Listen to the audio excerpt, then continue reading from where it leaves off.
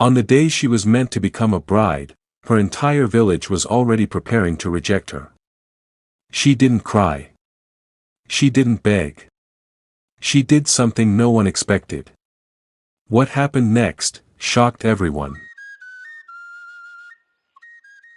The day the village of Abanagu rejected Chioma, they did it with intention. A predetermined bias that came with years of jealousy and tarnishing of family reputation. The sky was too bright to conceal any fragment of her disgrace. It was the kind of morning that should have carried laughter through every shadow of the day's event, through the lips of everyone.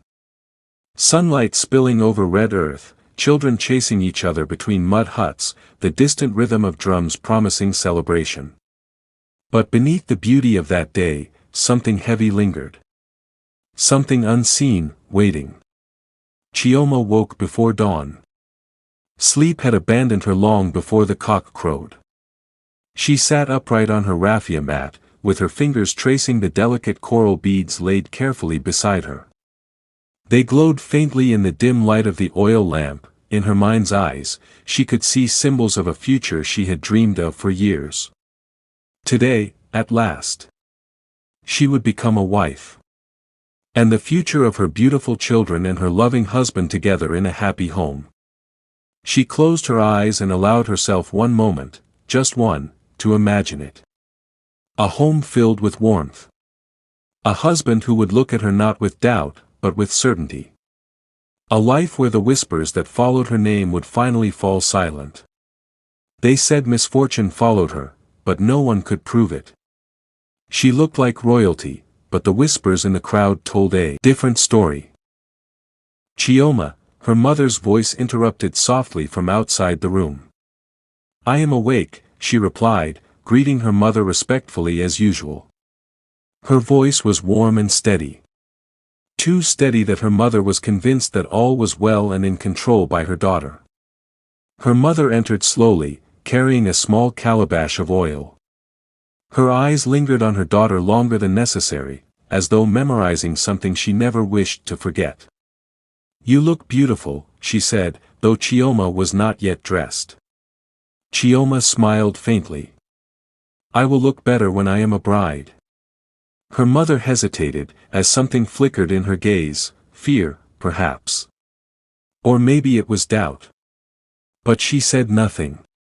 Instead, she moved closer and began to gently oil Chioma's arms. Her movements was slow and deliberate. Listen to me, my dear daughter, her mother said quietly.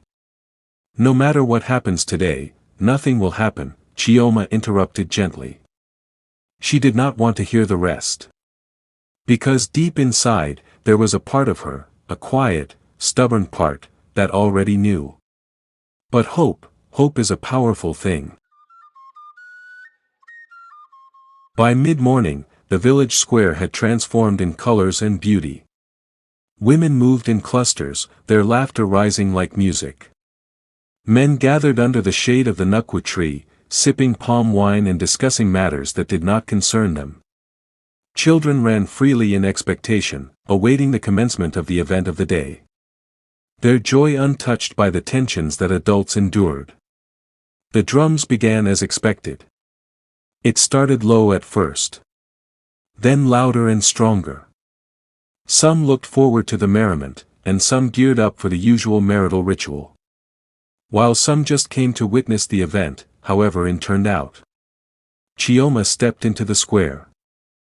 And for a moment, just a moment, everything stopped.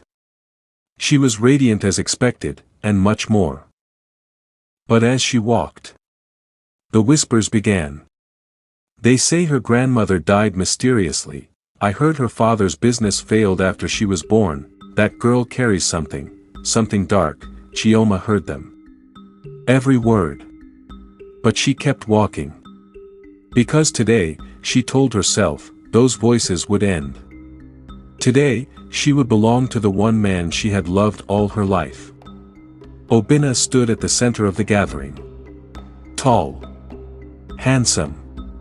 Respected. The kind of man people trusted without question. He watched Chioma approach, his expression unreadable. For years, he had been her certainty. The one person who had looked beyond the whispers. The one who had chosen her. And now, as she stood before him, her heart beat not with fear, but with relief. This was it. This was the moment everything changed. The elder cleared his throat. "We are gathered here today, Chioma." The voice cut through the air. Obina's voice. The drums stopped. The wind seemed to pause. Chioma blinked. "Yes," she said softly. He stepped forward. Closer. But something was wrong. Something in his eyes. "This marriage," he began. Her breath caught. "Cannot continue." The words fell like stones. Heavy. Final. Unforgiving. For a moment, Chioma did not understand. Her mind refused to accept it. "What do you mean?" she asked, her voice barely above a whisper. Obina inhaled slowly, as though gathering courage, not for her, but for himself. "I cannot marry you." The crowd erupted. Gasps filled everywhere with murmurs. Shock spreading like wildfire, with most finding it hard to believe. "You are not fit to be my wife," he continued louder and boldly. Each word struck deeper than the last. "Your presence brings misfortune to me and wherever you go. Your family carries a shadow I cannot bring into my home." Chioma stood frozen. The world blurred around her and everything stood still in her world. She could hear her mother crying somewhere in the crowd behind her. Her father's voice, raised in protest. But it all felt distant, and she felt she was sinking with her legs becoming numb. Like a dream she could not wake from. "You are cursed," Obina said finally, as if he was trying to impress some people, or someone. And that word broke something inside of her. She did not scream, and she did not beg. She did not even argue or try to argue with him. Instead, she reached slowly for the beads around her neck. The coral felt warm against her skin. It felt alive and important, but no longer hers. One by one, she removed them. The crowd fell silent in disbelief as each bead dropped into the dust. A quiet rebellion in calm acceptance of faith. A quiet goodbye. When she finished, she lifted her head and looked straight at him. Her eyes met Obina's. For the first time, he looked away in guilt and shame. Not because he regretted, but because somewhere deep inside him, he knew he was wrong. Chioma left the village before sunset, leaving behind her every trace of memories of what used to be her life in that village. No farewell, and no ceremony. Just footsteps on red earth, carrying her away from everything she had ever known. Behind her, Abanagu returned to its noise, its comfort, and its ignorance. They believed the story of Chioma had ended, but if only they had known that they were wrong. The world beyond the village was not kind either. Especially to a young girl who had just left behind with a heavy heart and come into a God knows where. Chioma learned that quickly. There were no welcoming arms, and no second chances handed freely to her. She slept where she could, along her journey to the unknown. Worked for whatever she was given. Faced rejection that came in many forms while in search for a job. Some quiet, some cruel. There were nights she cried alone and consoled herself when things looked less promising. But she always knew that she only had herself to rely on. She never cried over anything about her village. Not for Obina, and not for the wedding. But for herself. For the girl who had believed she was finally enough. Yet even in those moments, she did not return. Because something had changed in her and entirely about her. Something deep within her had hardened. Not into bitterness, but into a solid resolution. I will never be small again in my life, and I will never come short of anything, in any way." She whispered those words one night, staring into the darkness. And from that moment, everything shifted. She began with nothing but self-belief and determination. Selling small goods at the roadside, and doing some cleaning jobs to keep up. Watching, learning, and adapting to whatever life threw at her. She noticed things others ignored, patterns, needs, opportunities hidden in plain sight. Her mind became her weapon, her discipline, and her shield. What she lacked in support, she made up for it in determination. And then slowly, very slowly and eventually, she began to rise, and as determination always pay off, years passed and things was already shaping up for better days.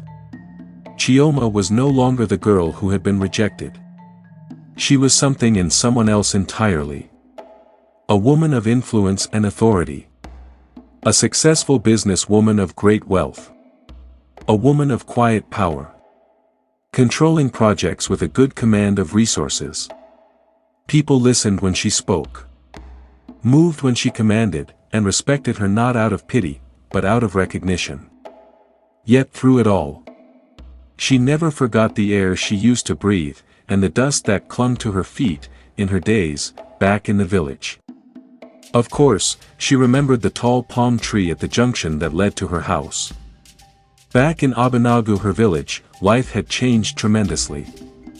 At first, no one noticed because the change encroached gradually at insignificant pace. A failed harvest here and there. A struggling trade there here and there. Little things that appeared dismissible, until they weren't, and became regrettably ignored. Hunger crept in quietly, like a shadow stretching longer each day.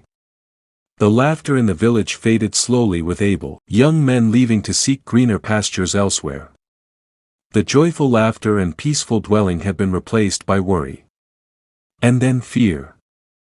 And then, help arrived. One morning, a truck rolled into the village square, loaded with food items. It was so many and enough for everyone. No name was attached to it, and no explanation was given. Just relief. The villagers rejoiced and celebrated as each household received enough stock. They called it a blessing, and some were quick to say it was a miracle. Something sent by the gods, since the source could not be traced to anyone. By the next year, it happened again. And again. And again. Curiosity began to grow as elders began to feel obliged to show appreciation. Questions followed. Who was doing this, and why?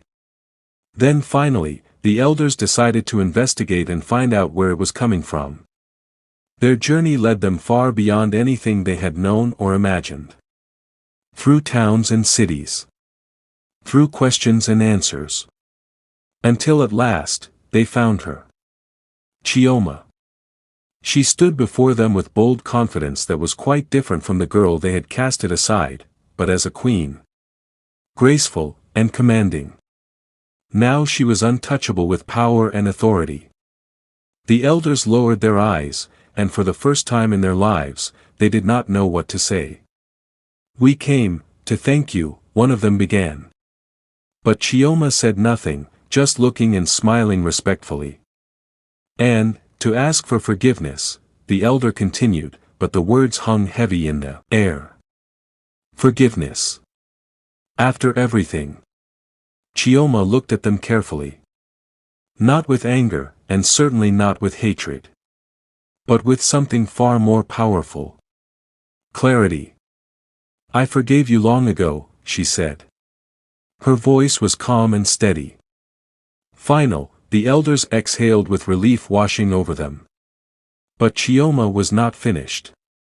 "Forgiveness," she continued, "does not erase what happened." Silence was deafening. "It only means I chose not to let it destroy me." They understood then. Too late, perhaps. But they understood. And as they returned to Abanagu, carrying both relief and shame, one truth remained. Unshakable. The village that once rejected her survived because of her.